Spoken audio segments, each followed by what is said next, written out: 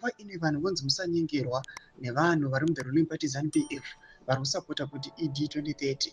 Panguva ine inoda kuti mukatarisa big fishers kana ZANU-PF bosses, most of those people vari kusapota 2030, they do not have anything to worry just because they know kuti vane properties out of the country, vana vavo they are pursuing studies grades wenyika kana kuti vagara vakatobuda munyika. Sana pana mashoko ari kunyazo kubuda panguva ino achatakiwa aiwa kunana Monica Mutsvangwa, right now some of the people vari kunzi they are chanting the same slogan.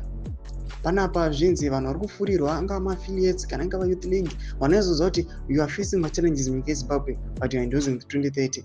Ndo message wavigirwa inoda kuverenga muzvara nhasi. Toda kusubscribe like on the bell icon. Tinda paenda yaKirina Mujati anoda chiposta this video ramuri kuona raMonica Mutsvangwa achichanda the 2030 plan achiendorsa mutungamiri wenyika. Panapa mubuda nyika muchinzi mari versus upenyu hwevanhu.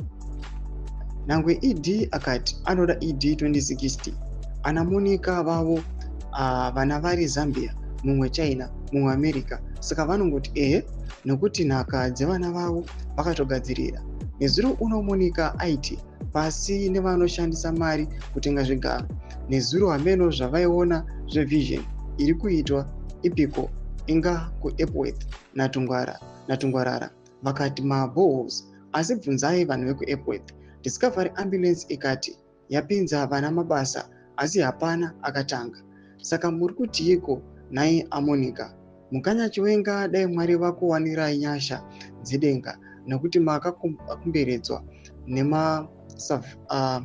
nemasavhara vanhu vane ruvengo runodarika rwaSatani pazvake. Mashoko ari kuda panguva ine zvinzi aiwa vanhu vakasaraunda because anochunga vanhu vane ruvengo aiwa runotodarika Satani pachake. Vachibuda vataura mashoko achiti vanhu musauya muchishandisiwa nevanhu vanenge vachiendorsa. Anoda kuti those people wamuri kuona kunyange zvikanzi nhasi zvadhakwa vakanzi vafaiwa kana mukanzi the ruling party, vanhu vaya their life will never change.